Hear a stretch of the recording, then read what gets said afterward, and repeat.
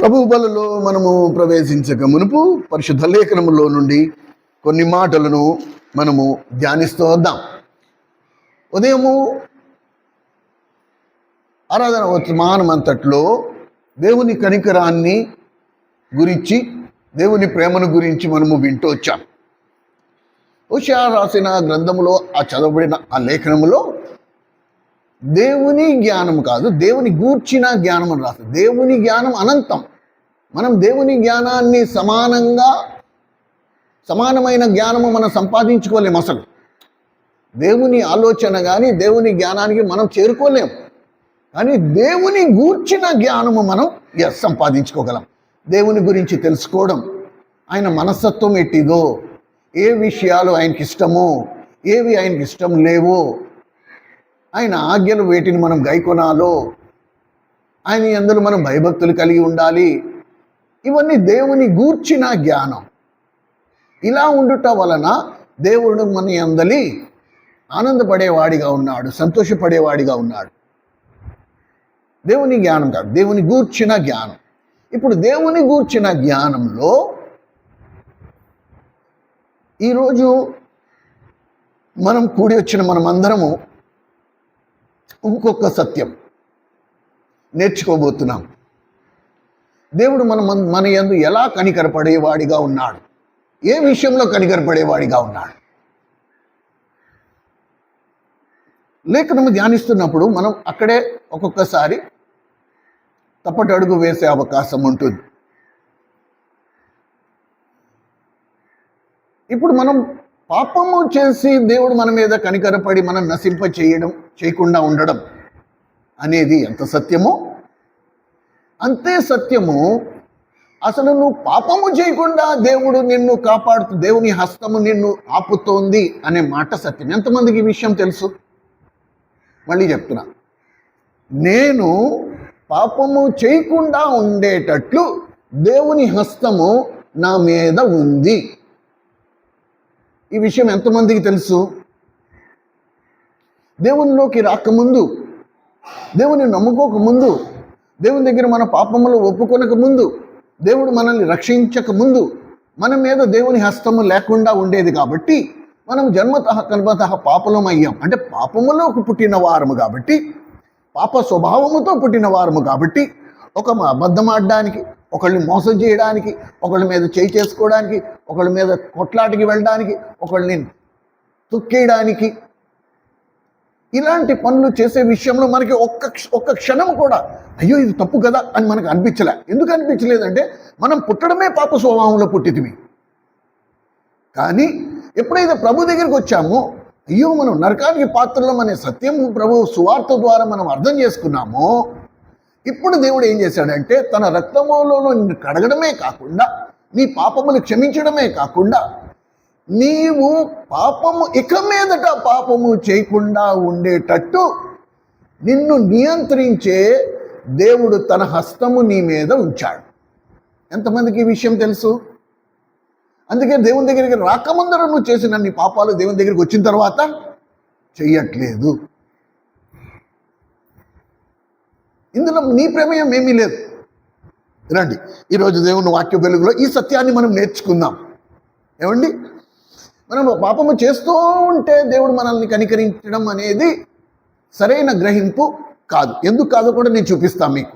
అయితే అసలైన సత్యం ఈరోజు మనం ఇక్కడి నుంచి వెళ్లే ముందు ఈ సత్యం, ఈ ఆణిముత్యాన్ని కూడా తీసుకెళ్ళి, ఏ ఆణిముత్యము? ఈరోజు నేను దేవుని నమ్ముకున్నా, నా పాపాలు ఒప్పుకున్నా, దేవుడు నన్ను రక్షించాడు, నేను బాప్తిజంలో సాక్ష్యం ఇచ్చాను, నేను దేవుని బిడ్డని. అయితే ఇంతవరకు నాకు తెలియని విషయం ఏంటంటే దేవుడు తన హస్తము నా మీద ఉంచాడా, అందుకని నేను పాపం జోలికి వెళ్లకుండా ఉన్నానా అంటే నన్ను దేవుడు పాపము చేయకుండా ఆపుతున్నాడు. దేవుని హస్తము నన్ను ఆపుతోంది. అందుకు మనం పరిశుద్ధులమయ్యాం. ఇలాని ఎక్కడో ఒకటి రాయబడి ఉండాలి కదా. నా బోధ అయితే పనికిరాని బోధ కదా. కాబట్టి లేఖనంలోనే ఆ సత్యాలు మనం వెతుక్కుందాం. దాని తర్వాత ఈ రోజైనా తెలుసుకుందాం. దేవుని హస్తము నీ మీద ఉంది, దేవుని హస్తము నా మీద ఉంది, మనందరి మీద దేవుని హస్తం ఉంది. ఈ హస్తము నువ్వు నేను పాపము చేయకుండా మనల్ని నియంత్రిస్తోంది, మనల్ని ఆటంకపరుస్తుంది, మనల్ని వెనక్కి లాగుతుంది.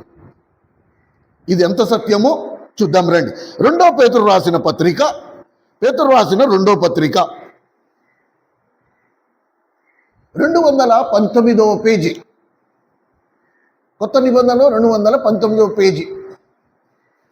మీ వాక్య భాగాలు జాగ్రత్తగా చూసుకోండి. దయచేసి ఉణకకుండా నిద్రపోకుండా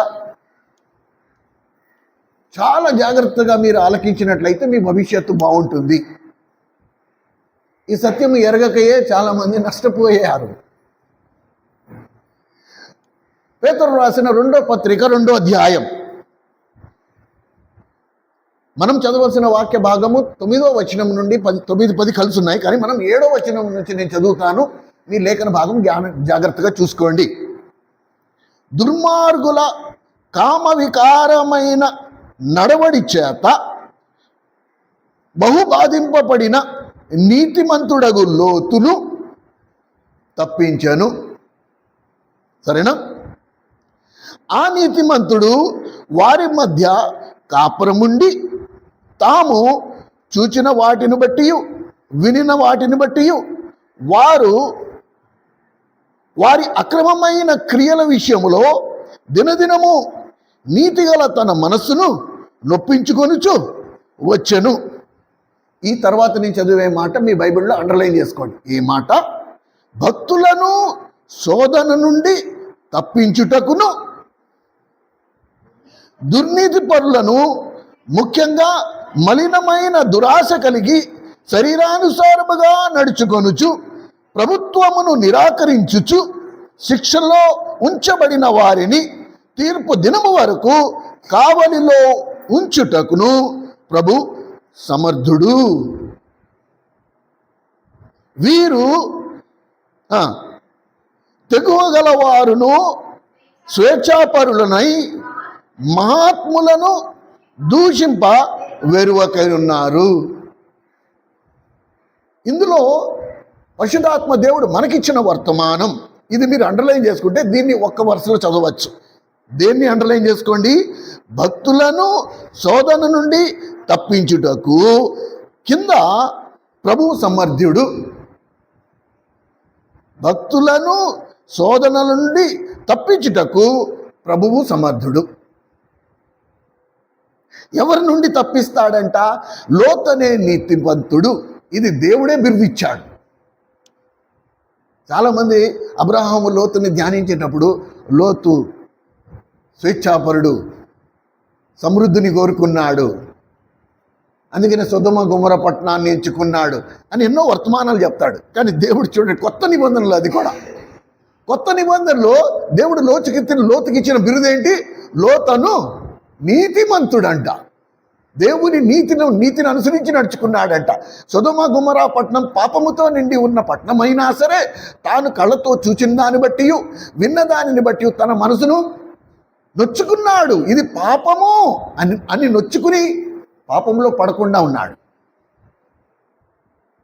కనుక అట్టివాణ్ణి ఆ శోధనలో పడిపోకుండా, అంటే ఆ పాపంలో పడిపోకుండా రక్షించుటకు దేవుడు సమర్థుడు.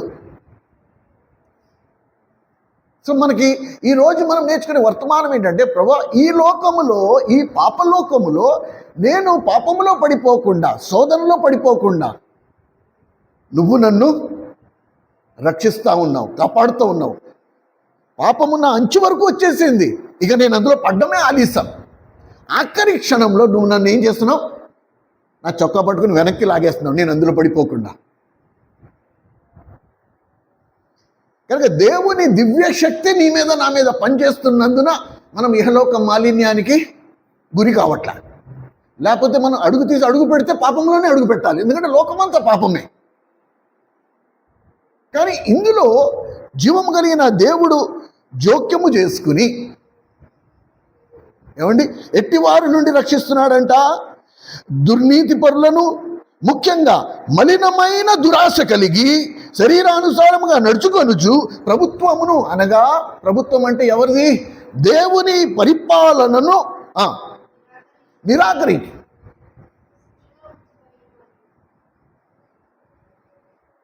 దేవుని పరిపాలన నిరాకరించిన వారు.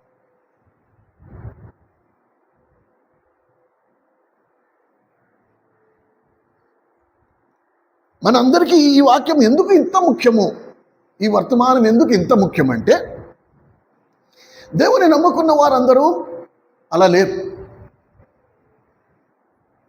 వాళ్ళు ఎక్కడొక్కడ ఈ వరుసలో ఎక్కడొక్కడ రాజీ పడిపోయిన వాళ్ళు ఉన్నారు. ఇప్పుడు వాదన ఏంటంటే, అయినా దేవుని నమ్ముకున్న వారు ఎంతమంది నీతిగా ఉన్నారండి? దేవుని నమ్ముకున్న వారు ఎవ్వడూ నీతిగా లేరు. ఇప్పుడు నీతిగా లేరని వాళ్ళు మనకి కొలత అవుతారా? మనం కూడా నీతిగా ఉండాల్సిన అవసరం లేదనుకోవడం కరెక్టా? లేకపోతే వాళ్ళు ఎలా ఉంటారో మనకు అనవసరం, నా మటుక్కు నేను దేవుని ఎదుట నేను నిలబడాలి కాబట్టి నేను మాత్రం నీతిగానే ఉంటా, వాళ్ళు ఉన్నా లేకపోయినా నాకు అనవసరం, ఇలా అనుకోవడం కరెక్టా? అది మీ విజ్ఞతకు విడిచిపెడుతున్నా. రోమీయులకు రాసిన పత్రికలో ఎక్కడ పాపం, జాగ్రత్తగా విను, రోమీయులు రాసిన పత్రికలో 5వ అధ్యాయంలోనూ 6వ అధ్యాయం, ఎక్కడ పాపము విస్తరించునో అక్కడ దేవుని కృప అపరిమితముగా విస్తరించును అని చెప్తూ పౌలు రోమీయులకి రాస్తూ అంటాడు, ఎక్కడ పాపం విస్తారంగా ఉందో అక్కడ దేవుని కృప, దేవుని కనికరం కూడా విస్తారంగా ఉంది. ఏ విషయంలో? క్షమించే విషయంలో. అలాగన మనం ఏమందుము? కృప విస్తరించి ఉన్నదని చెప్పి మనం పాపంలో నిలిచి ఉందుమా? అట్లా రాదు. ఇప్పుడు ఎలాగ కృప ఉంది కాబట్టి పాపం చేసుకుంటా పోదాం అనుకోవడం కరెక్టా? అలా అనద్దు. కనుక ఈ రోజు మనం నేర్చుకున్న సత్యం ఏంటి?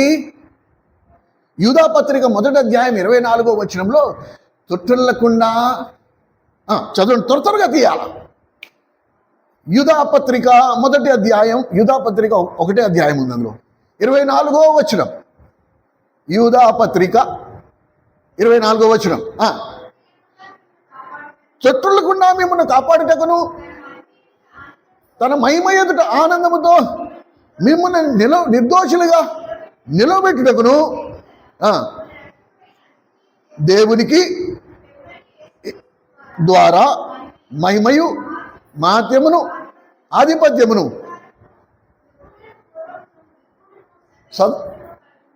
అది పడిపోకుండా, సోదరులు పడిపోకుండా కాపాడే శక్తి కలిగిన దేవుడు ఆయన.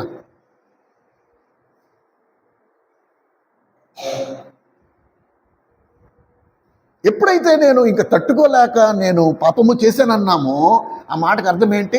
ఆయన నన్ను పట్టుకుని వెనక్కి లాగాడు, కానీ నేనే ఆ చెయ్యి వదిలించుకుని నేను అందులో పడ్డా. ఇందులో దేవుని లోపం, దేవుని తప్పేమీ లేదు. దేవుడు నిన్ను ఆపాడు. నువ్వు సోదరులు పడిపోవడం అది నీ బాధ్యత. నువ్వు ఇష్టంగా చేసావు ఆ పాపం, కష్టంగా కాదు.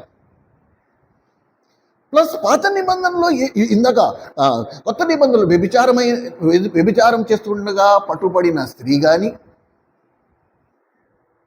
చుట్టూ ఉన్న జనము కానీ, వాళ్ళు యేసు ప్రభువుతో వాళ్ళకున్న ఆ సంఘటనలో వాళ్ళకున్న అనుభవం అనేది ఇది ఫస్ట్ టైం, మొదటిసారి. ఇంతకు ముందర ఎప్పుడు వాళ్ళు యేసు ప్రభువుని కలవలే. అసలు వ్యభిచారం చేస్తుండగా స్త్రీ అసలు వ్యభిచారం చేయడమే పాపం అనే సంగతి ఆమెకి తెలియదు. ఆమె వృత్తి, ఆ పని చేసుకుంటూ తన జీవనయాపన చేసుకుంటా ఉంది. అందుకు ప్రభువు ఆమె మీద కనికరపడ్డాడు. కనికరపడి ఏం చెప్పాడు? ఇకపోయి నువ్వు పాపం చెయ్యి, మళ్ళీ చెయ్యొద్దు నువ్వు. దాన్ని ఒకవేళ మనం చేస్తూ ఉన్నా కూడా దేవుడు కనికరపడతాడు, కరెక్ట్. నువ్వు వచ్చి ప్రభా నేను మళ్ళీ తప్పు అయిపోయింది, నన్ను క్షమిస్తాడు.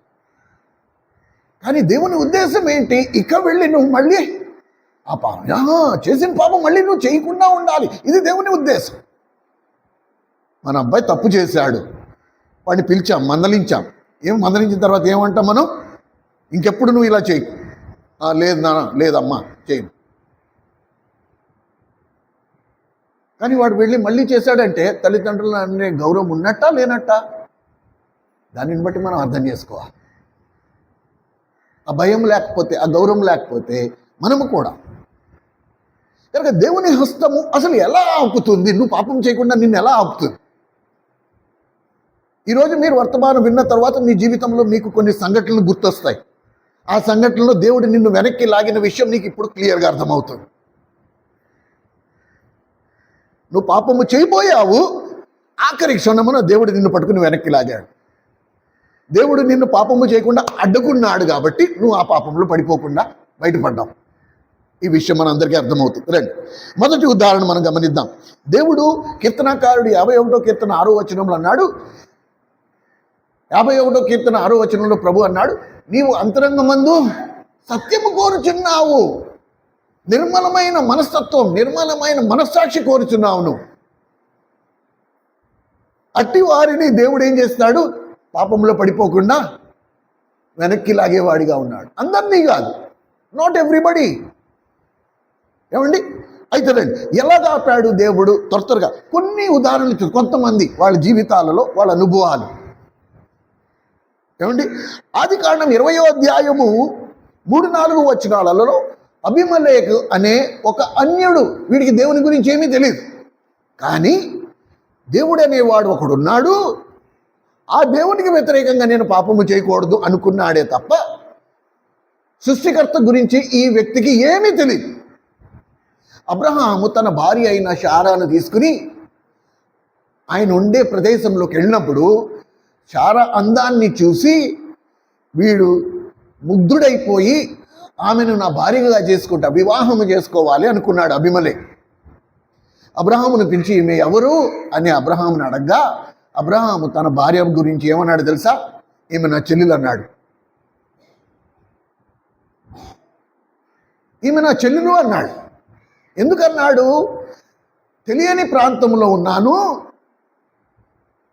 కాబట్టి ఎవరైనా ఈమె మీద తప్పుడు చూపు చూసే ప్రమాదం ఉంది, లేకపోతే అపహరించుకుని తీసుకెళ్ళిపోయే ప్రమాదం ఉంది. కాబట్టి నేను అన్నగారిని, ఈమె నా చెల్లెలంటే ఈమె జోలికి ఎవరు రాకుండా ఉంటారు అనుకుని అబ్రహాము, విశ్వాసమునకు తండ్రి అయిన అబ్రహాము అబద్ధం చెప్పాడు. ఈమె నా చెల్లెలు అన్నాడు. ఓహో, నీ చెల్లెలా? అయితే ఇదిగో నేను రాజుని, నీ చెల్లెల్ని నేను వివాహం చేసుకుంటా అని శారాన్ని తీసుకెళ్ళి రాజగృహంలో పెట్టాడు. సరేనా? రండి, ఇప్పుడు ఈ మాటలు చదువుకుంటే ఎంత విచిత్రంగా ఉంటాయి చూడండి. ఆదికాండము 20వ అధ్యాయం 3-4 వచనాలు గమనించగలరు. అయినను ఇప్పుడు ఇదంతా కళ్ళలో జరిగిపోతుంది. ఎవరైతే శారాను తీసుకొచ్చి ఇంట్లో పెట్టేసుకున్నాడో, ఇక తెల్లారితే పెళ్ళి. ఆ శారాన్ని తీసుకొచ్చి ఇంట్లో పెట్టుకున్నాడు, వాడు రాత్రి పడుకోగా వాడికి కళ వచ్చింది. ఇదంతా కళ్ళలో జరిగిపోతుంది. చదవమా త్వరగా.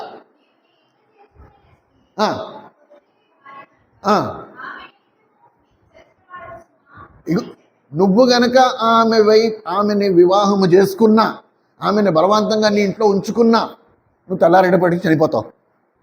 నువ్వు చచ్చినవాడు అస్మా, జాగ్రత్త. ఆమె ఆల్రెడీ ఒకడికి భార్యగా ఉంది అంటే మనోడు ఏమంటున్నాడు? జాగ్రత్తగా చూడండి. ఇంకా తెల్లారితే ఇంట్లో తీసుకొచ్చి పెట్టుకున్నాడు, మర్యాదగా సకల మర్యాదలు చేశాడు, అన్నీ చేశాడు. ఆమె ఒంటి మీద చెయ్యి కూడా వేయలే, ఇంట్లో పెట్టుకున్నాడు. తెల్లారితే వివాహం చేసుకోవాలనుకున్నాడు కాబట్టి ఆమెతో ఏ తప్పుడు పని చేయలేదు కనుక ఇప్పుడు దేవుడితో ఏమంటున్నాడు? ప్రభువా, ఇట్టి నీతి గల జనములో ఆయనే కదా నా చెల్లెలు అన్నాడు కదా, ఆయన చెల్లెల్ని నేను పెళ్లి చేసుకోవడం అనుకోవడం తప్ప? ఇది తప్పేం కాదు కదా. ఆయన అలా చెప్పకపోయి ఉంటే నేను ఆమెను అసలు చూడకపోదును. మరియు నేను చేతులతో ఏ దోషము చేయక, ఇప్పుడు చూడండి, ఇప్పుడు 6వ వచనంలో దేవుడు మాట్లాడుతున్నాడు. ఇప్పుడు 6వ వచనంలో దేవుడు అంటున్నాడు ఏమని? అందుకు దేవుడు, అవును నేను ఎరుగుదును, నేను నిన్ను అడ్డగించుకున్నా, నువ్వు నాకు విరోధంగా పాపము చేయకుండా నేను నిన్ను అడ్డగించి తిని, అందుకే నేను నిన్ను ఆమెను ముట్టనివ్వలేదు. చూసావా? ఇప్పుడు అర్థమవుతుందా? ఈ మాట నీకు నాకు వర్తించితే మనకి ఎలా అనిపిస్తుంది? ప్రభువా, ఇన్ని రోజులు ఎన్నో పాపాల్లో నేను పడిపోవాల్సింది, నువ్వు నన్ను అడ్డగించుకోకపోతే నేను ఏ రోజో పాపంలో పడిపోయి పాటికి నరకానికి వెళ్ళిపోవాల్సింది కదా. దేవుడు అంటున్నాడు, నాకు తెలుసు నువ్వు యథార్థవంతుడవు, ఆమె మీద చేయవేయలేదు, నాకు విరోధంగా పాపము చేయకుండా ఉండినట్లు నేనే నిన్ను అడ్డగించా. మనం ఎంత గొప్ప దేవుణ్ణి కలిగి ఉన్నామో దీనిని బట్టి ఫస్ట్ మనము అర్థం చేసుకోవాలి. ఏమండి? అందుకని 7వ వచనంలో దేవుడు ఏమంటున్నాడు? వెంటనే ఆమె భార్యను ఆయనకు అప్పచెప్పేసాయి. అప్పగించుము. అది ఎవరంట? అబద్ధం ఆడినాడు. ఈమె నా భార్య కాదని చెప్పుకోకుండా ఈమె నా చెల్లెలు అన్నాడు. ఆమె కూడా ఈయన నా అన్నంది. అలాంటి వాళ్ళిద్దరి గురించి దేవుడు ఏం సాక్ష్యం ఇస్తున్నాడు? ఆయన భార్య ఆయనకు అప్పగించు, అతడు ప్రవక్త, అతడు నీ కొరకు ప్రార్థన చేస్తాడు, నువ్వు బ్రతుకుతావు. ఎంత విచిత్రము ఉంటాయి చూడండి. ఎందుకు ఈ అంశాలు నేను తీసుకొచ్చాను అంటే, ఒక సత్యాన్ని నేర్చుకోవడానికి. నేను పాపములో పడిపోకుండా దేవుని హస్తము నన్ను ఆపుతోంది, దేవుని హస్తము నన్ను అడ్డుకుంటోంది. అంటే దేవుడు నీ విషయంలో ఎంత పట్టింపు కలిగి ఉన్నాడో చూడు. నిన్ను రక్షించేవాడు కడవరకు నిన్ను తన యొద్దకు చేర్చుకునేంత వరకు ఎంత నమ్మకంగా నీ విషయంలో ఉన్నాడో ఒకసారి చూడండి. నిన్ను దేవుని నుండి వేరు చేయగలిగే శక్తి ఏదైనా ఉందంటే అది నీ పాపం ఒక్కటే. దేవుని నుండి నన్ను నా పాపం మాత్రమే వేరు చేయగలదు. కాబట్టి ఆ పాపములో నేను పడిపోకుండా దేవుని హస్తం ఏం చేస్తుంది? నన్ను కాపాడుతుంది. అసలు బాధ్యత ఎవరిది? నాది. నేను పాపము చేయకుండా ఉండడానికి నేను సాధ్యమైనంత వరకు చూసుకోవాలి. పరిశుద్ధత, నా పరిశుద్ధత కాపాడుకోవాలి, నా రక్షణను నేను కాపాడుకోవాలి. దేవుడు ఆజ్ఞాపించిన దేవుని ఆజ్ఞలు గైకొని ఆయన నడిచిన బాటలో అడుగుజాడల్లో నేను కూడా నడవాలి. ఆ వాటన్నిటిలో నేను నిర్లక్ష్యంగా ఉన్నా సరే దేవుడు మాత్రం జోక్యం చేసుకుని నువ్వు ఎక్కడ పాపంలో పడే అవకాశం ఉందో అక్కడక్కడ అడ్డుకుంటున్నాడు.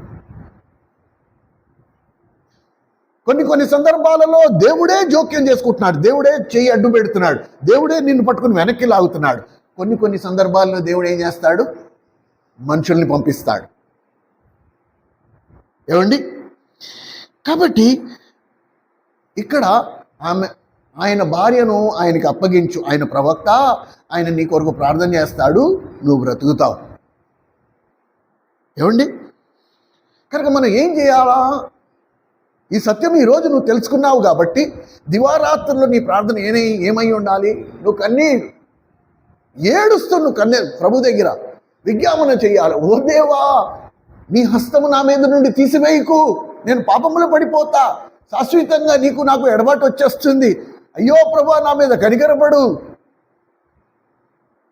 నా మీద కృప చూపించు, ఒక్క క్షణం కూడా నన్ను విడిచిపెట్టకు, నేను పాపపు ఊబిలో దిగిపోతాను, శాశ్వతంగా నిన్ను నేను కోల్పోతా, నాకు వద్దది, నువ్వు నన్ను పట్టుకో.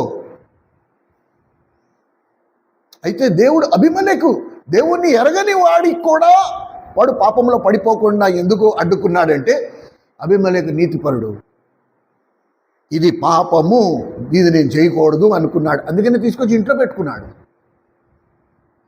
ఆమెతో ఏ పాపము చేయకుండా ఆగాడు.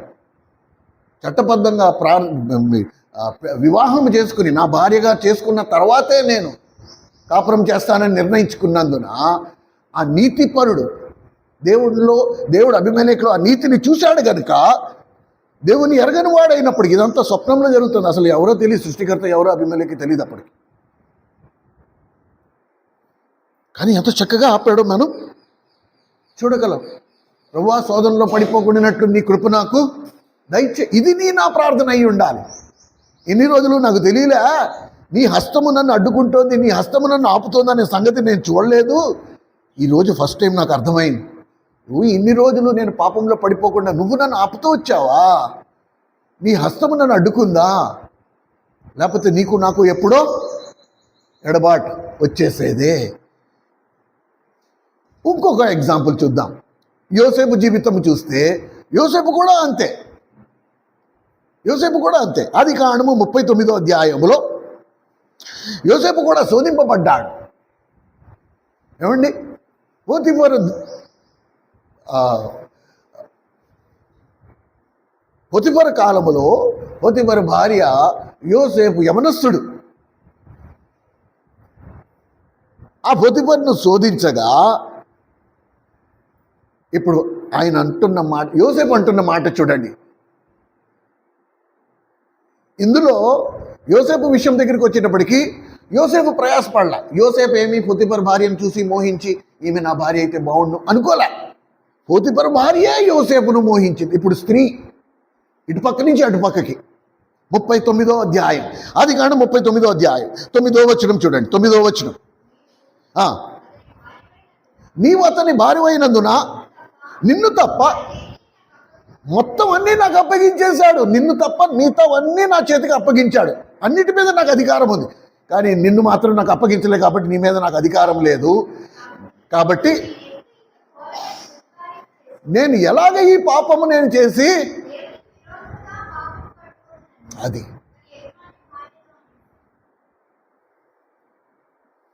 దేవుని హస్తము యోసేపు మీద బలంగా ఉంది. యవనస్తుడు ప్రస్తావన అట్నుంచి వచ్చింది. ఇటేం ప్రయాసపడలే, ఈ యవనస్తుడేం ప్రయాసపడలే. ఆహ్వానం అట్నుంచి వచ్చింది. సంపూర్ణ స్వేచ్ఛ, ఎవ్వరూ అడ్డుకునేవాడు లేదు. మూడో కంటి వాడికి తెలిసే అవకాశం కూడా లేదు. పొతిఫర్ అప్పుడు లేడు, బయటికి ఎక్కడికో వెళ్ళాడు. పాపము చేసే పుష్కలమైన అవకాశాలు ఉన్నాయి.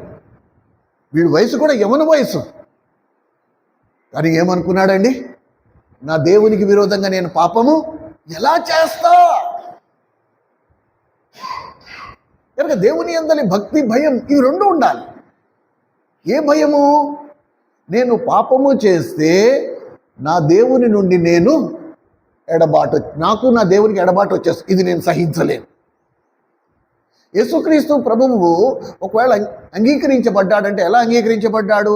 హెబ్రీయులకు రాసిన పత్రిక 5వ అధ్యాయం 7వ వచనంలో ఆయన మహారోదనముతోనూ కన్నీటితోనూ, చదవండమ్మా త్వరగా. ఆయన మహారోదనముతోనూ కన్నీటితోనూ తన్ను మరణము నుండి, హెబ్రీయులకు రాసిన పత్రిక 5వ అధ్యాయం 7వ వచనం, శరీరధారి అయి ఉన్న దినములలో మహారోదనముతోనూ కన్నీళ్లతోనూ తన్ను మరణము నుండి రక్షించగలవానికి ప్రార్థనలను, యాచనలను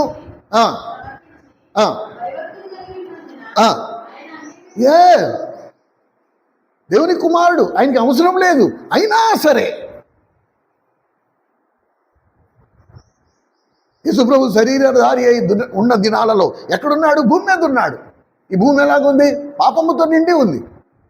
ఆ పాపముతో నిండి ఉన్న ఈ భూమి మీద ఉన్న దినాలలో ఆయన మహారోదనముతోనూ కన్నీటితోనూ, తండ్రి నీ చెయ్యి నా మీద నుండి తీసివేయకు, నేను పాపంలో పడిపోతే నీకు నాకు ఎడబాటు వచ్చేస్తుందనే భయం. ప్రభువే మహారోదనముతోనూ కన్నీటితో యాచనలు చేసినప్పుడు నువ్వు నేను ఎలా గడిపేస్తున్నావు సమయం? ఎంత సునాయాసంగా. ఒక చిన్న అబద్ధం, మనిషిని తాగినట్టు అబద్ధం చెప్పేస్తున్నామే. ఒక చిన్న పాపం, మధ్యాహ్నము కుడికేసినట్టు పాపం చేసేస్తున్నామే. వీటి కోసం అసలు ప్రయాస, మనస్సాక్షి అసలు పని చేయట్లా.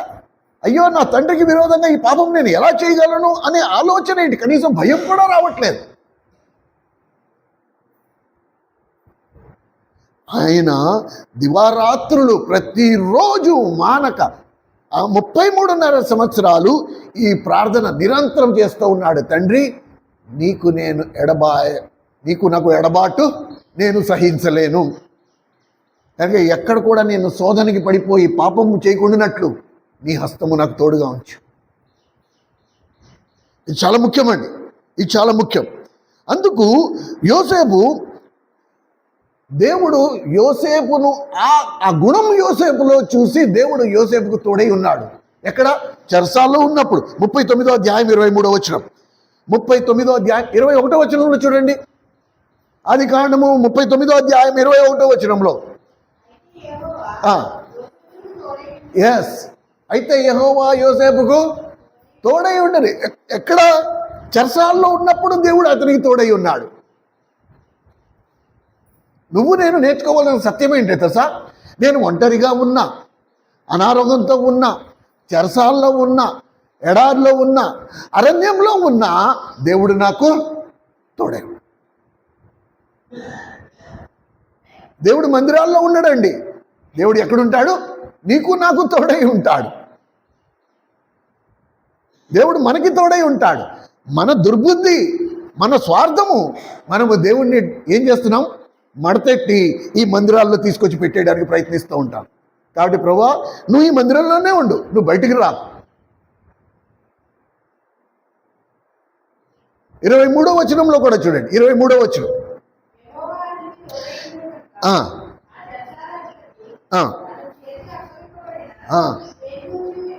చేయగా దేవుడు అతనికి తోడై ఉన్నందున ఆ చెరసాల అధిపతులు కూడా యోసేపు మీద కఠినంగా ఏమి ప్రవర్తించలే. ఏ సంగతి అతని మీద విచారణ చేయలే.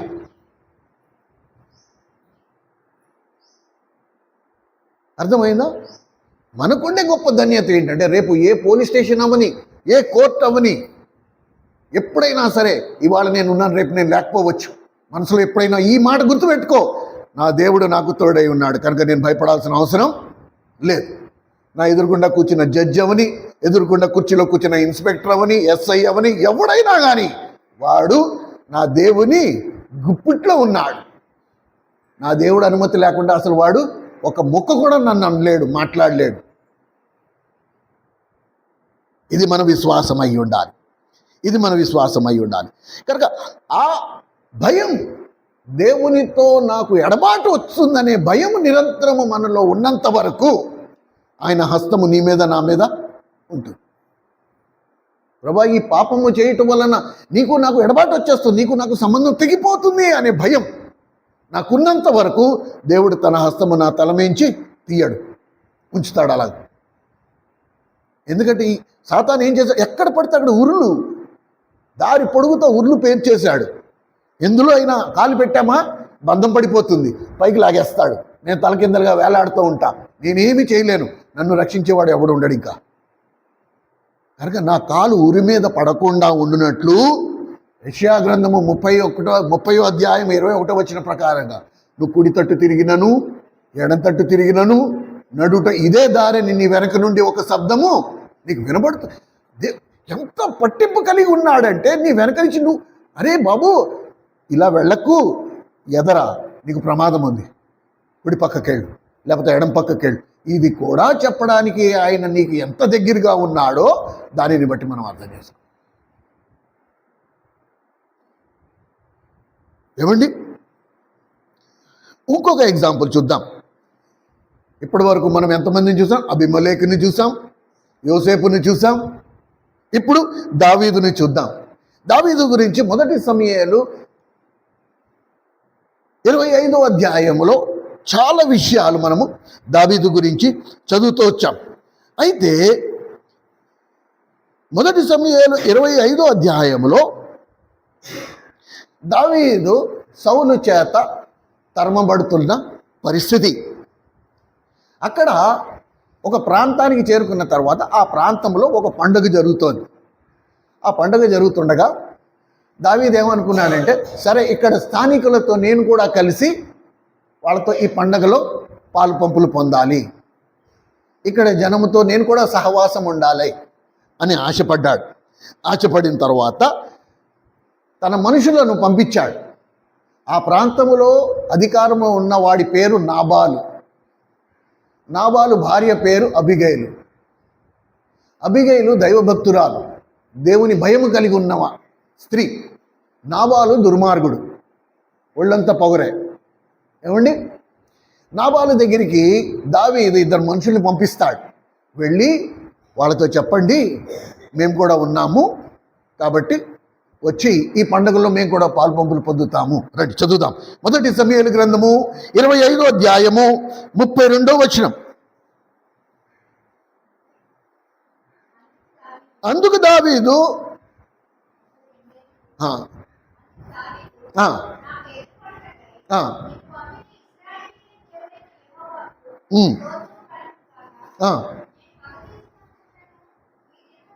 ఇది ఎక్కడికి వచ్చేసింది? దావీదు ఏ ప్రస్తావన అయితే పంపించాడో నాబాలు దాన్ని తిరస్కరించాడు. ఆడెవడో బయట నుంచి వచ్చిన వాడు మా పండుగలో పాలు పంపులు పొందుతాడు ఏంటి, సస్యమేరా గెట్ అవుట్ అంటే వెళ్ళిపోయాడు. అప్పటికి దావీదు ఎవడో నాబాలుకి తెలియదు. అబిగైలు పరిగెత్తుకుంటూ వెళ్ళింది. ప్రమాదాన్ని గుర్తించి అబిగైలు పరిగెత్తుకుంటూ వెళ్ళి దావీదు కాళ్ళ మీద పడి దావీదుని బతిమాలుకుంటోంది. చూడండి ఏ మాట చదవమ్మా, 32వ వచనం.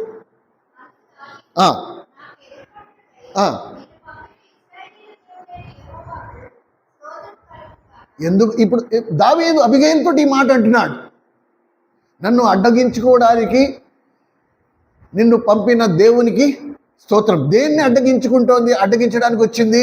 చదవండి.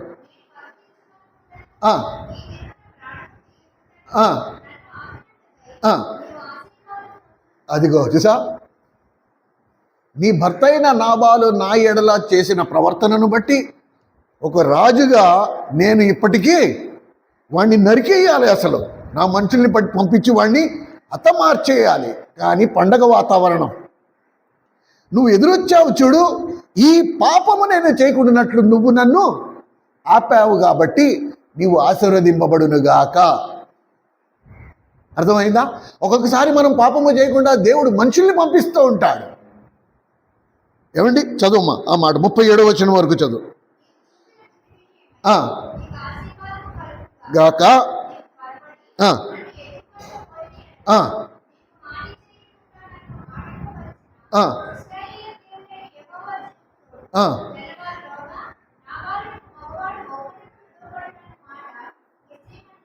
అంటే ఏమంటాడు, నువ్వు గనక నన్ను ఎదుర్కోకపోయి ఉంటే తెల్లవారేలోగా నీ నాబాలు రాజ్యములో అసలు ఒక మగవాడు కూడా లేకుండా నేను హతమార్చేద్దును. ఇంత ఘోరమైన పాపము నన్ను చేయకుండా ఇశ్రాయేలు దేవుడైన యెహోవా నన్ను అడ్డగించాడు. ఎంత గొప్ప విషయమో చూసారా, ఎంత గొప్ప విషయము. ఇప్పుడు దీనికి ప్రతిఫలముగా చదువమ్మా చదువు.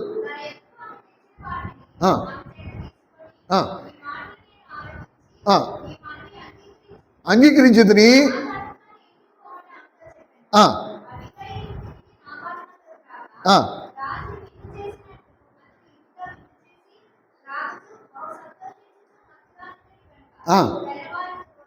ఇంటికి వచ్చింది, దావీదుతో మాట్లాడేసింది, దావీదుని బతిమాలకు దావీదు కోపం చల్లారిపోయింది. ఇంటికి వచ్చి చూడగా మనోడు శుభ్రంగా తాగి తందనాలు ఆడేసి ఒంటి మీద సోయి లేకుండా ఉన్నాడు. ఇప్పుడు వీడితో మాట్లాడిన వీడికి ఏం అర్థం కాదనుకుంది. పొద్దున్న తెల్లారింది, మొత్తం అంతా దిగిన తర్వాత నేను రాత్రి నువ్వు చేసిన పని ఏంటో నీకు తెలుసా అని అడిగింది. నేనేం చేశానంటే, దావీదుని ఎదుర్కొన్నావు, దావీదు మనుషులు పంపిస్తే నువ్వు తిరస్కరించి పంపించావు, నువ్వు చేసిన పని ఎంత ఘోరం తెలుసా, నీ ఒంటి మీద సోయలేనప్పుడే అసలు మగ ప్రాణమే లేకుండా చేసేద్దుడు నేను వెళ్ళి ఎదుర్కొన్నాను. చూడండి ఆ మాట.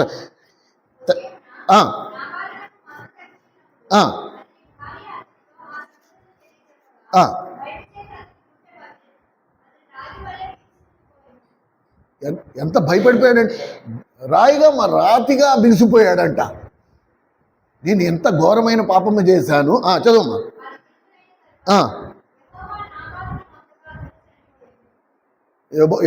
దేవుడు నాబాల్ని ఒక్క మొత్తం వచ్చాడు, వాడు అక్కడే తెచ్చాడు.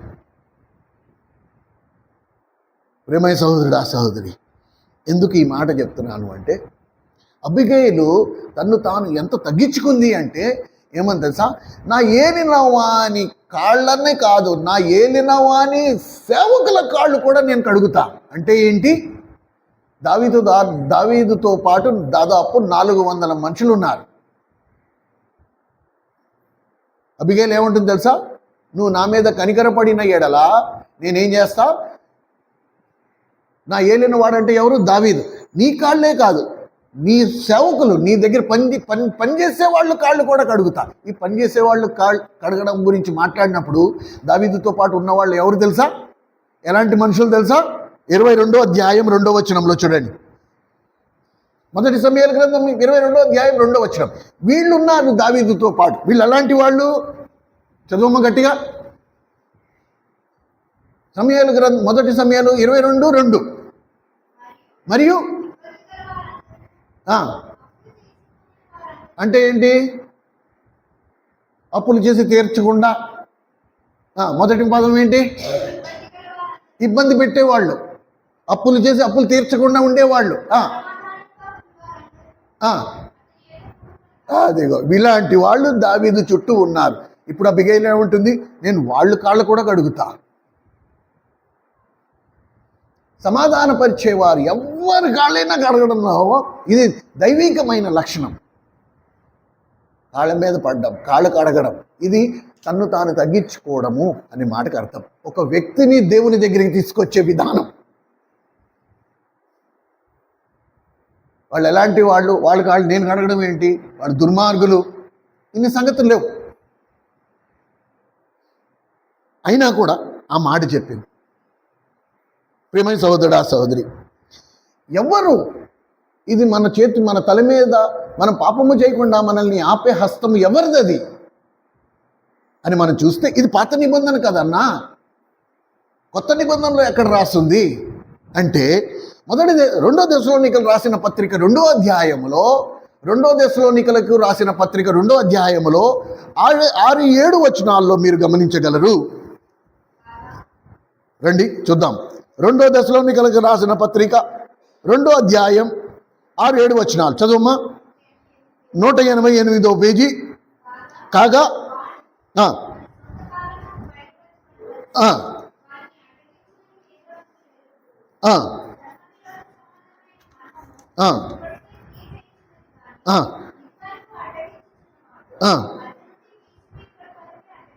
ఎంతవరకు అడ్డగిస్తాడంట? మధ్య నుండి తీసివేయబడు వరకు. దేవుని హస్తం అడ్డగించే, దేవుని హస్తము నా మీద నుండి తీసివేయబడేంత వరకు మాత్రమే అది అడ్డగిస్తుంది. అంటే ఏంటి? ఈ మాటకు అర్థం ఏంటి? ఎంతవరకు దేవుడు నేను పాపము చేయకుండా నన్ను అడ్డగించుకునే హస్తము నా మీద ఉన్నంత వరకు మాత్రమే నేను పాపము చేయకుండా ఉంటా. ఒకసారి దేవుడు తన హస్తం తీసేశాడు అనుకో, నేను మళ్ళీ పాపము చేయడం మొదలు పెట్టేస్తాను. పైగా ఆ పరిస్థితి ఎలా ఉంటుంది? ఒకసారి దేవుని హస్తము నా మీద నుంచి తీసేసినప్పుడు, లేకపోతే దేవుడు తన సన్నిధి నుంచి నన్ను బయటికి గెంటేసినప్పుడు, అప్పుడు పరిస్థితి ఎలా ఉంటుందంటే, పైనుంచి యేసుప్రభు దిగి వచ్చి చెప్పినా కూడా నీకు అర్థం కాదు. మనం వివేచనను కోల్పోతాం, అసలు వివేచించలేము.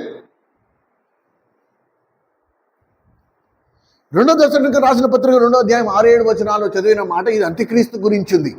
ఇందులో ఒక మాట ఉంది, ధర్మము విరోధి. ధర్మ విరోధి అంటే వాక్యాన్ని వ్యతిరేకించిన వారు. వీళ్ళందరూ అంత్యక్రీస్తులే.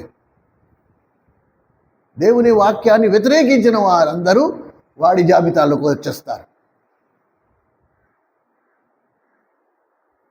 కనుక ఆ అడ్డగించుకునే హస్తం ఒక రోజు నీకు నాకు బయలుపరచబడుతుంది. అలాగే అడ్డగించుకునే హస్తం నా మీద నుండి తీసివేసే ప్రమాదం కూడా మనకి పొంచి ఉంది. అర్థమైందా? కనుక ఇది మనము కొంచెం అర్థం చేసుకోవాలి. ఇప్పుడు సమయం లేదు. యెషయా గ్రంథం 59వ అధ్యాయము 19వ వచనంలో ఏం రాస్తుంది తెలుసా? శత్రువు జలప్రవాహము వలె నీ మీద వచ్చినప్పుడు దేవుడు ఏం చేస్తాడంటే నిన్ను రక్షించడానికి నీకు ఒక అడ్డుగోడగా నిలబడతాడు అని రాసు. అర్థమైందా? ఇంగ్లీష్లో ఎంత చక్కగా, lord will put up A standard to rescue you, నన్ను కాపాడ్డాను. ఏమండి ప్రియమైన సహోదరుడా, సహోదరి, మనం అందరము ఈ ప్రశ్న వేసుకోవాలి. నేను పాపము చేయకుండా నన్ను అడ్డగించే హస్తము నా మీద లేకపోతే, ఆ పరిశుద్ధాత్మ శక్తి నాలో లేకపోతే నా పరిస్థితి ఏంటి ఈరోజు? ఈ లోకంలో దేవుని ప్రజలుగా, దేవుని బిడ్డలుగా మనము చలామణి అవ్వగలమా? దేవుని హస్తము నా మీద లేకపోతే, నేను పాపము చేయకుండానట్లు నన్ను ఆపే పరిశుద్ధాత్మ శక్తి నాలో లేకపోతే నా పరిస్థితి ఏంటి? కనుక మనమందరము ప్రతిరోజు దేవుని దగ్గర కన్నీరు కాచి, నన్ను నీ ఆత్మతో నింపు, నేను పాపము చేయకుండా నన్ను అడ్డగించే పరిశుద్ధాత్మ శక్తితో నన్ను నింపు, ఇది పాపము అని నేను కళ్ళారా చూసి వివేచించినట్లు నీ జ్ఞానముతో నన్ను నింపు, లేకపోతే నేను పాపములో పడి శాశ్వతంగా నాకు ఎడబాటు వచ్చేస్తుందేమో. ప్లీజ్ ఒక్క మాట మాత్రం నేను సేవకుడిగా బలంగా చెప్తా, ఉత్తి దేవుణ్ణి నమ్ముకుని నేను దేవుని దగ్గరికి వెళ్ళిపోతాననుకోవడం బుద్ధిహీనత. మరణ పర్యంతం నీకు అపవిత్రత అంటకుండా, ఏ శోధనకి నువ్వు పడిపోకుండా, దేవుని భయముతో, దేవునితో ఎడబాటు, మరణము నుండి రక్షించే దేవునికి ఆయన దేవుని కుమారుడే కదా, ఆయన ఎందుకు కన్నీళ్లతో ప్రార్థన చేయాల్సిన అవసరం ఉంది అంటే అవసరం ఉంది. యేసుక్రీస్తు ప్రభు కూడా తండ్రితో ఎడబాటు వచ్చేస్తుందని భయం ప్రభుకు ఉంది కాబట్టి దివారాత్రులు కన్నీటితో ప్రార్థన చేస్తూ వచ్చాడు. మహారోదనముతోనూ కన్నీటితోనూ ఆ ఏడుపు అరణ్యమంతా వినబడి ఉంటుంది, అంత గట్టిగా ఏడ్చాడు. తండ్రి నన్ను విడిచిపెట్టకు, తండ్రి నన్ను విడిచిపెట్టకు. ఏమండి, 4వ వ్యక్తి గురించి మనం ధ్యానించి ప్రార్థన చేసుకుందాం. మొదటి సమూయేలు గ్రంథము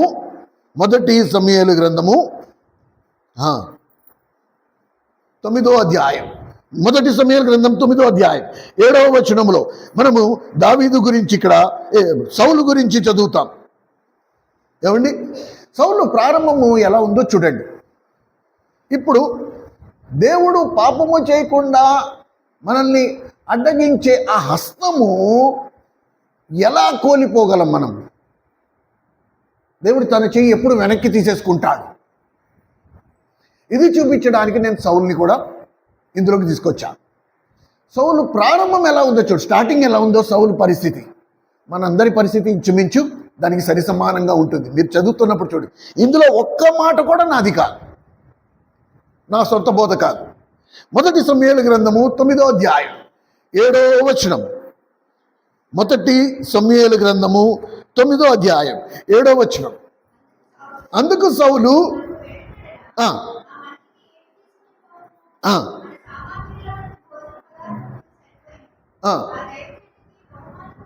ఫస్ట్ మొట్టమొదటిది, దైవ సేవకుల ఎడల సౌలుకి అపరిమితమైన గౌరవం. నేను ఈ దైవజనుడి దగ్గరికి వెళ్తా, నేనేం తీసుకెళ్ళాలి?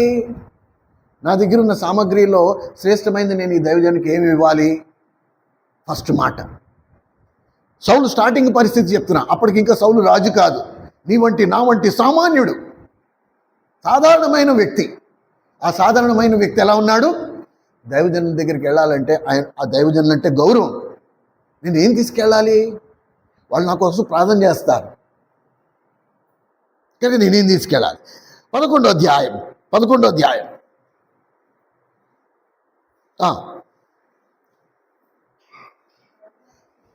అధ్యాయం 7వ వచనం. మొదటి సమూయేలు గ్రంథం 11వ అధ్యాయం 7వ వచనం. ఒక కాడి ఎడ్లను తీసుకుని తునకలుగా చేసి వాడిని పంపి, సమూయేలు ప్రవక్త ఒక కాడి ఎడ్లని తీసుకుని దాన్ని ముక్కలుగా నరికించి ఇప్పుడు తన మనుషులకి ఇచ్చి, ఇశ్రాయేలు మొత్తం దాన్ని ఏమంటారు, అన్ని మండలాలకి, అన్ని జిల్లాలకి పంపించి అన్నాడు, వీటిని చూపించి మీరేం చెప్పాలి? సౌలుతోనూ సమూయేలుతోనూ, ప్రవక్త అయిన సమూయేలుని తనతో కలుపుకున్నాడు. అంటే అధికారానికి లోబడుతూ వచ్చాడు. సౌలుతోనూ సమూయేలుతోనూ చేరకుండా వాడు ఎవడో, ఈ ప్రకారం అంటే ఈ ఎడ్ని ఎలాగైతే నేను తునాతునకలుగా చేశానో వాళ్ళని కూడా అలా నరికేస్తా. ఒకటి, సౌలుకి ఇప్పుడు దైవజనులు అంటే గౌరవం ఉంది, అలా కాదు, దైవజనుల యొక్క అధికారము తనకి తోడుగా పెట్టుకున్నాడు. వీళ్ళు చెప్పిన మాటకు అందరూ లోబడాల్సిందే. ఈ మాట నేను అనట్లేదు, సౌలు అన్నాడు అప్పటి పరిస్థితిలో. ఏమండి, తర్వాత ఇవన్నీ స్టెప్పులు అన్నమాట. మీరు ఇంటికి వెళ్ళాక ఈ అధ్యాయాలు మళ్ళీ విస్తారంగా చదివితే మొత్తం స్టోరీ మీకు అర్థమవుతుంది. 9వ అధ్యాయము 21వ వచనంలో సౌలు మాటలు, కేవలం మీకు సౌలు మాటలు చూపిస్తున్నా. అప్పుడు సౌలు పరిస్థితి ఎలాగుందో చూడండి. 9వ అధ్యాయం, 1 సమూయేలు గ్రంథం 9వ అధ్యాయం 21వ వచనం. మనము బెన్యామీను వాళ్ళము కామా, నా గోత్రము ఇశ్రాయేలీల గోత్రాలు అన్నిట్లో స్వల్పమైన గోత్రం కాదా? మేము అల్పులం కామా? చూసావా ఎంత తగ్గింపు. సౌలు అప్పటికి ఏ గుర్తింపు లేదు, గాడిదలను మేపుకునేవాడు. అలాంటి సౌలు దేవుడు ఏం చేశాడంటే, అప్పటి పాత నిబంధన కాలంలో కొత్త నిబంధన ఆశీర్వాదాలన్నీ పౌలుకి ఇచ్చాడు. పాత నిబంధన కాలంలో కొత్త నిబంధన ఆశీర్వాదాలన్నీ పౌలుకి ఇచ్చాడు. రండి 10వ అధ్యాయం, 1 సమూయేలు గ్రంథం 10వ అధ్యాయం 1వ వచనం చూడండి.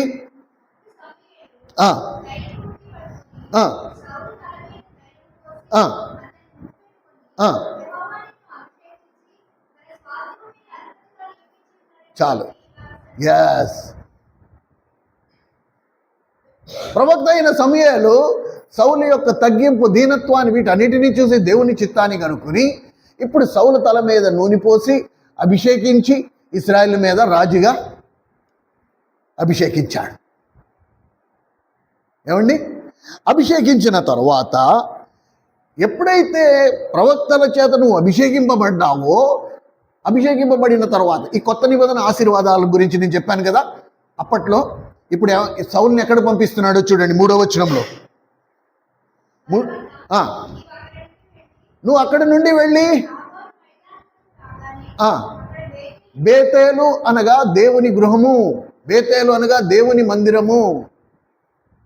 కనుక అభిషేకింపబడిన వాడిని దేవుని ప్రవక్త ఏం చేస్తున్నాడు, తీసుకొచ్చి దేవుని మందిరంలో పెట్టాడు, దేవుని గృహంలో పెట్టాడు. దేవుని గృహంలో నాకు ఏం దొరుకుతుంది? అక్కడ నీకు 3 వ్యక్తులు, చదవమ్మా మాట, దేవుని యొద్దకు పోవు, దేవుని యొద్దకు వెళ్తున్నారు, లోకంలో కాదు. కనుక నువ్వు బేతేలులోకి వచ్చినప్పుడల్లా నువ్వు ఎవరిని ఎదుర్కొంటావు? దేవుని యొద్దకు వెళ్ళే మనుషుల్ని నువ్వు ఎదుర్కొంటావు. వాళ్ళు నిన్నేం చేస్తారు? దేవుని మందిరానికి తీసుకెళ్తారు, దేవుని యొద్దకు తీసుకెళ్తారు. ఇప్పుడు దేవుని యొద్ద నాకు ఏం దొరుకుతుంది? చదవండి అమ్మా. ఎదురుపడుదురు ఒకడు, 3 మేకపిల్లలు, 3 రొట్లు, ద్రాక్ష రసము. అంటే దేవుని మందిరంలో నాకు సమృద్ధి మేత దొరుకును. ఆత్మీయంగా నేను ఎదగడానికి నాకు మేత దొరుకుతుంది, శరీరాన్ని బలపరచడానికి కావలసిన మేత నాకు దేవుని మందిరంలో దొరుకుతుంది. ఇవన్నీ కొత్త నిబంధన ఆశీర్వాదాలు. సౌలుకి అంత గొప్ప ఆశీర్వాదము కలిగింది. ఎందుకు ఇంత గొప్ప ఆశీర్వాదం సౌలుకి కలిగిందంట? ఎందుకంటే సౌలు తన దృష్టిలో తన్ను ఎంతో తగ్గించుకున్నాడు. నేను అల్పుణ్ణన్నాడు. ఇశ్రాయేలు గోత్రంలో బెన్యామీను గోత్రం స్వల్పమైంది అన్నాడు. తను తాను ఎంతో తగ్గించుకున్నాడు. ఏమండి, ఇప్పుడు 13వ అధ్యాయం, 1 సమూయేలు 13వ అధ్యాయం 2వ వచనంలో చదవమ్మా. ఇప్పుడు సౌలు ఏర్పరచుకున్నాడు. ఇంతకు ముందర అధ్యాయంలో ఏం రాస్తుంది తెలుసా? నువ్వు అక్కడికి వెళ్ళినప్పుడు దేవుడు ఏం చేస్తాడంట? శూరులను నీతో పంపుతాడు అని రాస్తుంది. ఇంత ముందర దేవుడే ఏర్పరిచాడు బలాఢ్యుల్ని, బలవంతుల్ని, బలశూరుల్ని. సౌలుతో దేవుడు పంపితే కరెక్ట్ ఒక 2 అధ్యాయాల మధ్యలో పెద్ద తేడా ఏమీ లేదు. 13వ అధ్యాయం దగ్గరికి వచ్చేటప్పటికి ఇప్పుడు సౌలుకి ఏమనిపించింది? నేనే ఎంచుకుంటా. కాబట్టి సౌలు ఇప్పుడు తన కొరకు ఇది సౌలు జీవితంలో ఒక పెద్ద టర్నింగ్ పాయింట్. సౌలు జాతకము మారిపోయే మలుపు. ఇంతవరకు చక్కగా ఉంది పరిస్థితి అంతా. ఇక్కడికి వచ్చిన తర్వాత సౌలులో 2 దుర్లక్షణాలు కనపడ్డాయి. ఒకటి, నా పేరు, అందరి నోట నా పేరు ఉండాలి, ఇంకెవరి పేరు ఉండద్దు. రెండోది ధనాపేక్ష.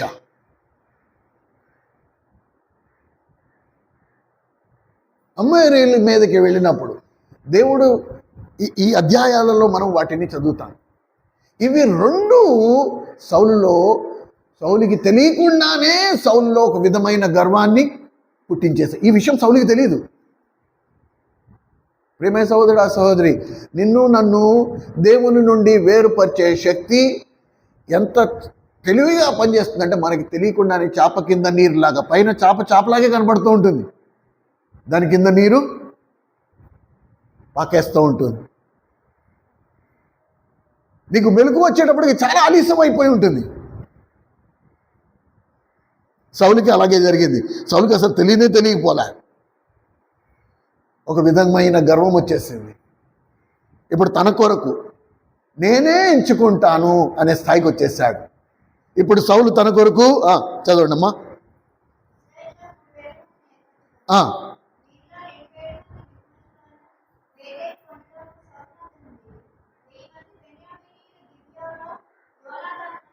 చాలు. ఎప్పుడైతే పట్టాభిషేకం చేశా, ఎప్పుడైతే అభిషేకించాడో సమూయేలు సౌలుతో ఏమన్నాడంటే, నువ్వు బేతేలుకి వెళ్ళి వారం రోజులు నా కోసం ఎదురు చూడు, వారం తర్వాత నేను వస్తా, నేను వచ్చినప్పుడు నిన్ను పట్టాభిషేకం చేస్తా. వారం రోజులు వేచి ఉన్న సౌలుకి వారం రోజులు అయిన తర్వాత ఏం జరిగిందో తెలియదండి.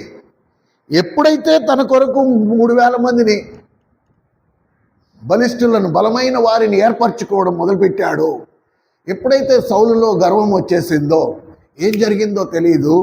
సౌలు దగ్గర ఉన్న మనుషులు దూరంగా పారిపోవడం ప్రారంభించారు. సౌలులో మార్పు చూడండి, మెల్లిమెల్లిగా ఎలాంటి మార్పు వచ్చేసిందో చూడండి. సమూయేలు వచ్చి సౌలుని గద్దించాడు. సమూయేలు, నువ్వు చేసిన పనేంటి? నేనేం చెప్పాను నీకు? నువ్వు ఎక్కడది? బేతేలులో ఒక వారం రోజులు వేచి ఉండమన్నాను కదా, నీకెందుకు ఇంత కంగారు? నువ్వు ఎందుకు తొందరపడ్డావు? నువ్వు చేయకూడని పని ఎందుకు చేశావు? రండి చదువుదాం. 13వ అధ్యాయం 14వ వచనం.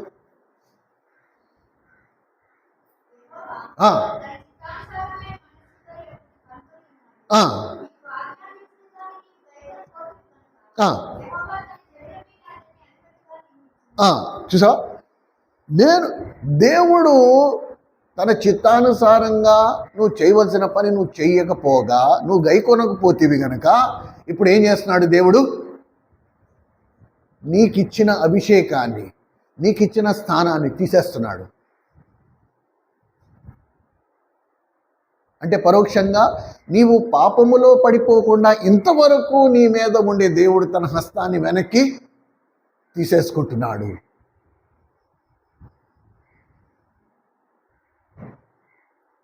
ఇది పెద్ద విషయం, విచారకరమైన సంగతి.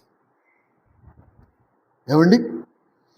14వ అధ్యాయం 1 సమూయేలు 14వ అధ్యాయం 37వ వచనం చూడండి. ఎలా తెలుస్తుంది దేవుడు తన హస్తాన్ని వెనక్కి తీసేశాడని?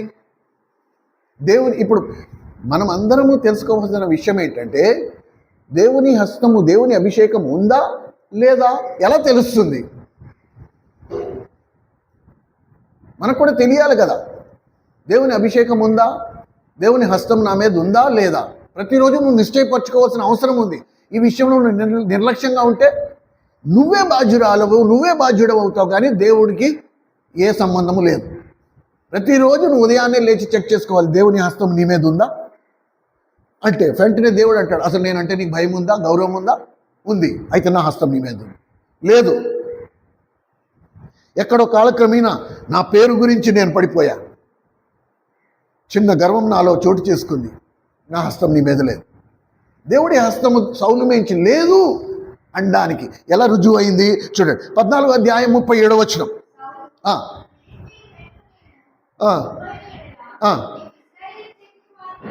నేను ఇగో ఫిలిస్తీన్లతో యుద్ధానికి వెళ్తున్నా, నువ్వు వాణ్ణి నా చేతికి అప్పగిస్తావా అని దేవుని దగ్గర విచారణ చేసినప్పుడు దేవుడు అతనికి అసలు సమాధానం ఇవ్వలే. దేవుడు సౌలుతో మాట్లాడడం మానేశాడు. సౌలు అడిగిన ప్రశ్నకు దేవుడు సమాధానం చెప్పట్లా, మౌనంగా ఉన్నాడు. ప్రభువా నేను అడుగుతున్నాను నిన్ను, వెళ్ళాలా వద్దా, ఫిలిస్తీన్ల మీద యుద్ధానికి వెళ్ళాలా వద్దా అంటే, నేను ఏ పని చెప్పానో అవి చేయకుండా నువ్వు ఇప్పుడు నేను వెళ్ళాలా వద్దా అంటే నేను ఏం చెప్తాను? నేను చెప్పను, మౌనం. ఏమండి 15 ఈ మౌనం అనేది ఎక్కడ దేవుడు నీతో మాట్లాడడం మానేశాడో నువ్వు వెంటనే దేవుని పాదాల దగ్గర పడి అక్కడే నువ్వు మెలకువ తెచ్చుకుని పశ్చాత్తాపడి దేవుని వైపు తిరిగిన ఎడల మళ్ళా దేవుడు తన చేయి మీద పెడతాడు. దాన్ని అలా చేయకుండా నిన్ను నీవు సమర్థించుకుంటే, ఇక్కడ ఇంతకు ముందర పరిస్థితుల్లో అబీమెలెకు కానీ, యోసేపు కానీ, అబిగయలు, దావీదు కానీ తన తప్పును సమర్థించుకున్న మాత్రం ఎక్కడ సమర్థించుకోవడం మనం చూడాలి. ఏమండి ఇక్కడ మనం గమనిస్తే దేవుడు మౌనంగా ఉండడం అనే మాటకు అర్థం ఏంటి? దేవుడు తన హస్తాన్ని తీసేశాడు సౌలు మేంచి. 15వ అధ్యాయం 12వ వచనంలో, 15వ అధ్యాయం 12వ వచనం, 1 సమూయేలు 15:12. లేచి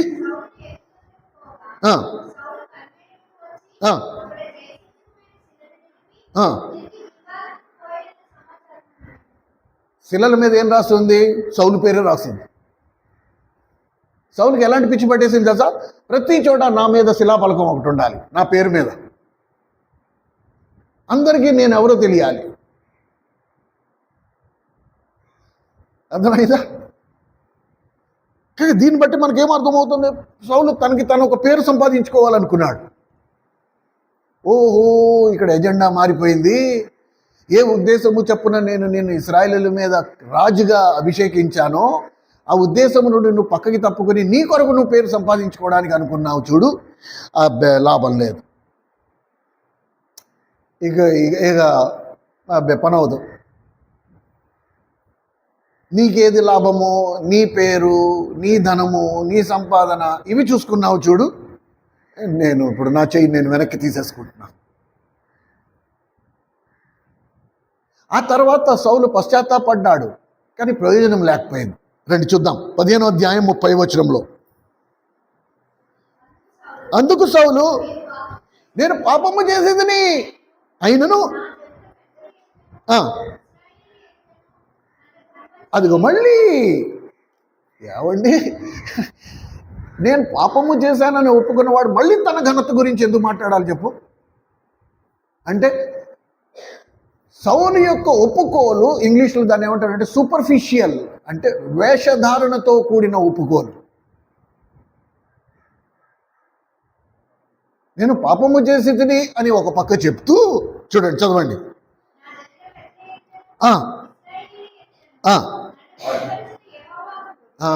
అంటే చూడండి ఎలా చెప్తున్నాడు చూడండి. ఒక పక్క నేను పాపము చేశాను అంటున్నాడు, అయినా దేవుడు నన్ను నా ప్రజల ఎదుట నన్ను గణపరిచాడు అంటున్నాడు. ఈ సమర్థమే చేసుకోవద్దు. పాపం పాపమే. నువ్వు పాపము చేసావు, నేను పాపము చేశాను, అంతే, ఫినిష్. నేను ఏ పరిస్థితుల్లో అలా చేయాల్సి వచ్చిందంటే వద్దు. ఇంత వివరణ నేను ఎవరు అడగలేదు అసలు. కానీ అప్పటికే సౌలు నా పేరు సంపాదించుకోవాలి, నా పేరు శిలాపలకలు నిలబెట్టడం, అందరూ నన్ను పొగడాలి, అందరూ నోట నేనుండాలి, అందరికీ నేను కనపడాలి, నేను సంపాదించుకోవాలి. ఈ పిచ్చి ఎంత ఎక్కువైపోయిందంటే ఇప్పుడు దేవుడు పాపము చేయకుండా అడ్డగించే హస్తం ఎప్పుడు తీసేశాడో సౌలుకి తెలియని కూడా తెలియలే. ఆ మాట చదువుతామా? 1 సమూయేలు గ్రంథం 16వ అధ్యాయము 14వ వచనం. 1 సమూయేలు 16వ అధ్యాయం 14వ వచనం. యెహోవా ఆత్మ సౌలుని విడిచిపోయాను. దురాత్మ ఒకటి. ఎస్, దేవుని ఆత్మ సౌలుని విడిచిపోయి దేవుడు ఏం చేశాడు? ఒక దురాత్మను అప్పగించేశాడు, సౌలులో పెట్టేశాడు, అంతే. ఇక అక్కడి నుంచి పతనమే పతనం. ప్రియమైన సహోదరుడా, సహోదరి, మనము జీవం కలిగిన లేఖన భాగములలో నుండి పరిశుద్ధాత్మ దేవుడు మనతో మాట్లాడుతున్నప్పుడు మనము సాత్వికమైన మనసుతో వాటిని అంగీకరించి మనం వేసిన తప్పటడుగు వెనక్కి తీసుకోవడంలో తప్పులేదు. నేను పాపము చేశాను, అని ఒప్పుకుంటే నువ్వు చిన్నోడు అయిపోవు. దేవుడు తన హస్తము వెనక్కి తీసేసుకుండా నీ మీద ఉంచుతుంది. మనమందరం కూడుకునేది దేని కొరకు? ఆయన ఛత్రఛాయల కింద మనం ఉండేటట్టు, ఆయన కాపుదల భద్రత కింద మనం సురక్షితంగా ఉండినట్లు, ఆయన మహిమపరిచేటట్టు మన జీవితాలు మనం జీవించేటట్లు చేయుటకు నువ్వు నాకు అప్పగించిన పనిని భూమి మీద సంపూర్ణ చేసి నిన్ను మహిమపరిచానని గర్వంగా ఆయన కళ్ళు పెట్టి ఎదుర్కొండా చెప్పేటట్టు వీటి కొరకు మనం ఇక్కడ కూడుకుంటున్నామే తప్ప నేను నీతో పోటీ పడితే నాకేమొస్తుంది, నువ్వు నాతో పోటీ పడితే నీకేమొస్తుంది చెప్పు. ఇది ఒక మాట మనం అర్థం చేసుకోవాల్సింది. అక్కడ ఎప్పుడైతే సౌలు నుండి దేవుడు తన ఆత్మను తీసివేసి దురాత్మను పెట్టాడో, ఇప్పుడు సౌలు ఎంతవరకు వెళ్ళిపోయాడంటే ఇక అక్కడి నుంచి దేవుని ప్రజలను, దేవుని సేవకులను చంపడం మొదలు పెట్టేశాడు డైరెక్ట్. ఇంకా 22వ అధ్యాయం, మొదటి సమూయేలు గ్రంథం 22వ అధ్యాయం 17-18 వచనాలు. ఒక్క రోజులో 80 మంది సేవకుల్ని చంపించేశాడు. ఉత్తి సేవకులు కాదు, సేవకులు భార్యలను, వాళ్ళ పిల్లలను, వాళ్ళ ఎడ్లను, వాళ్ళ పుట్టెళ్లను, వాళ్ళ మేకలను అన్ని ఒకే రోజు. చదవమ్మా.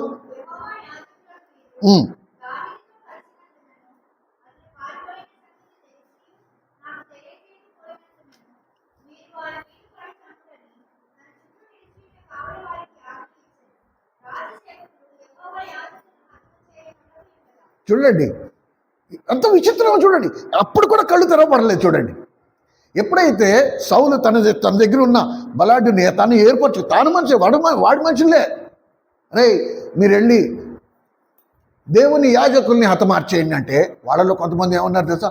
అమ్మో మేము వాళ్ళ జోలికి వెళ్ళం బాబోయ్ అని వెనక్కి తీసినా సరే అందులో కొంతమంది ఇంకా మూర్ఖులు, వీడిలాగే సౌలులాగా ఇంకా కొంతమంది మూర్ఖులు ఉన్నారు. వాళ్ళు అన్నారు, వాళ్ళందరూ నపుంసకులు, చేతకాని, 0.5 గాళ్ళు, మాతో చెప్పు మేము చేసేస్తాం అనగానే వీళ్ళు మా నరికేంట్రా అంటే ఆ రాత్రి ఏం చేశారు తెలుసా? 80 మందిని చంపేశారు.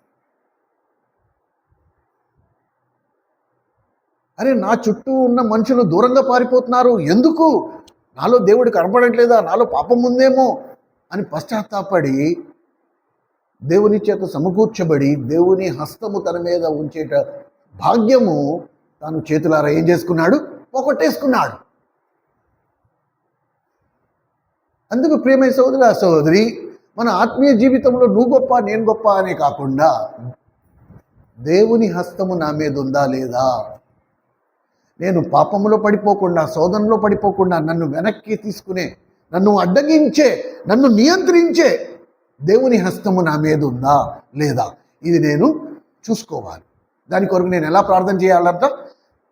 మహారోదనముతోనూ కన్నీటితోనూ తన్ను మరణము నుండి కాపాడగలిగే వానికి ప్రార్థన యాచనలను చేయటం వలన ప్రభు అంగీకరించబడ్డాడు. నువ్వు నేను అంగీకరించబడాలంటే మనకు కూడా అలాంటి కన్నీటితో, మహారోదనముతోనూ యాచనలతోనూ కూడిన ప్రార్థనలు ఉండాలి మన జీవితంలో. దాన్ని ఒక్క మాటలో చెప్పాలంటే, ఓ ప్రభువా ఏ క్షణమైనా నీ నుండి నేను వేరైపోతాననే భయము నేను నా గుండెల్లో తీసుకుని నేను నడుచుకోవాలి. అమ్మో ఈ పని చేస్తే దేవుడికి నాకు ఎడబాటు వచ్చేస్తుందేమో, అమ్మో ఈ మాట మాట్లాడితే దేవుడికి నాకు ఎడబాటు వచ్చేస్తేమో, అమ్మో ఈ తలంపు వస్తే దేవుడికి నాకు ఎడబాటు. ఈ భయం అనేది నాలో నిత్యము ఉండాలి, నిరంతరం, ఆల్వేస్.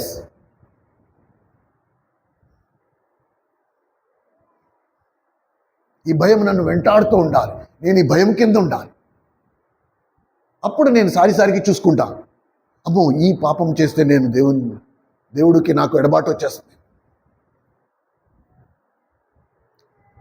అప్పుడు దేవుని హస్తము నన్ను ప్రతి శోధన నుండి వెనక్కి లాగుతుంది, నన్ను రక్షిస్తుంది, నన్ను కాపాడుతుంది. రండి ప్రేమ సోదరా సోదరి, మనమందరం తండ్రి పాదాల దగ్గర సాగిలపడదాం, ఆయనకి మొరపెడదాం.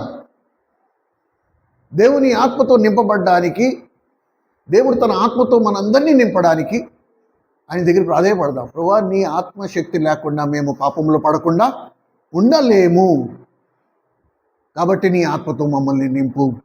ఇట్టి తీర్మానంతో మనం ప్రభు బలలో పాల్పొందడానికి సిద్ధపడదాము. ప్రార్థన చేసుకుందాం. దయచేసి మోకరించండి.